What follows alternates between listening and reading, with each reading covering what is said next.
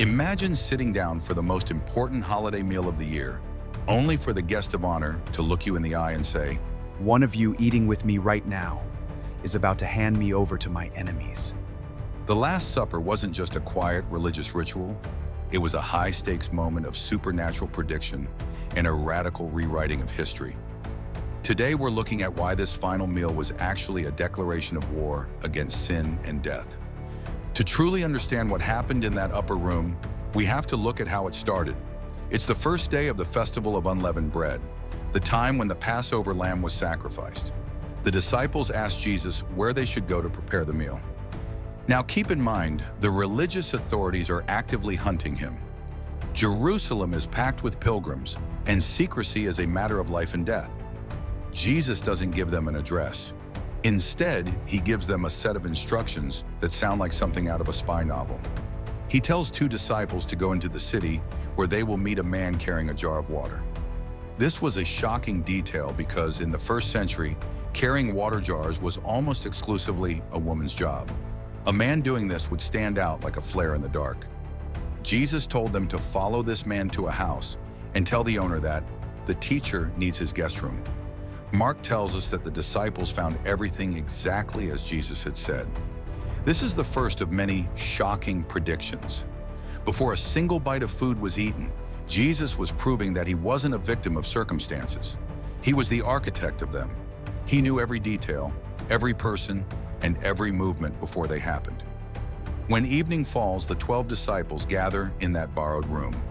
In Middle Eastern culture, sharing a meal is the ultimate sign of peace and covenant loyalty. To eat bread with someone was to say, I am your friend, and I will protect you. But as they were reclining at the table, Jesus dropped a bombshell. Truly I tell you, one of you will betray me, one who is eating with me. The room goes cold. The disciples don't point fingers at each other. Instead, they are gripped by a terrifying self-doubt. One by one, they ask, Surely you don't mean me? Surely you don't mean me? Jesus narrows it down even further, saying it is one of the 12 who is dipping bread into the bowl with him. Think about the tension in that gesture. Jesus is reaching into a communal dish, and at the same time, the man who has already sold him for silver is reaching into that same dish. Jesus knew exactly who it was. He looks at Judas and declares that while the Son of Man must go as it is written, Woe to that man who betrays the Son of Man! even in this moment of betrayal, Jesus is asserting his sovereignty.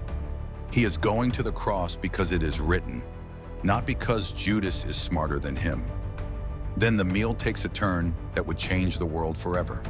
For over 1,000 years, the Passover meal had been a retelling of the Exodus, the story of how God rescued Israel from slavery in Egypt. Every element on the table had a specific meaning tied to the past. But Jesus, in a move that would have been bordering on blasphemy to any other observer, takes the elements and makes them about himself. He takes the bread, breaks it, and says, Take it, this is my body. Then he takes the cup of wine. This is my blood of the covenant, which is poured out for many. In those few sentences, Jesus was declaring that the old story of the Exodus was being fulfilled and replaced by a new story. The bread was no longer just about the haste of leaving Egypt. It was about his flesh being broken for them. The wine was no longer just about the blood on the doorposts in Goshen.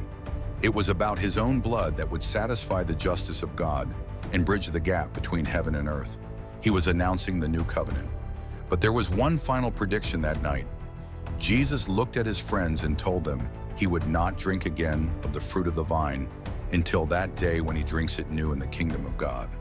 He was telling them that although the next few hours would look like a total defeat, although he would be arrested, beaten, and killed, it was not the end. He was looking past the grave to a future celebration. He was declaring that the war he was about to fight on the cross was already won. The scene ends with a hauntingly beautiful moment. When they had sung a hymn, they went out to the Mount of Olives. They sang a traditional song of praise, likely from the Psalms, and then walked out into the darkness of Gethsemane. Jesus knew every detail of the agony that was waiting for him, and he walked toward it anyway. He wasn't caught, he was giving himself up. Thank you for joining us for Bible Story Time. If the urgent call to prepare your heart resonated with you today, please like, share, and subscribe. Join us next time as we follow the path John prepared. Ours are now revealed in the person of Jesus Christ,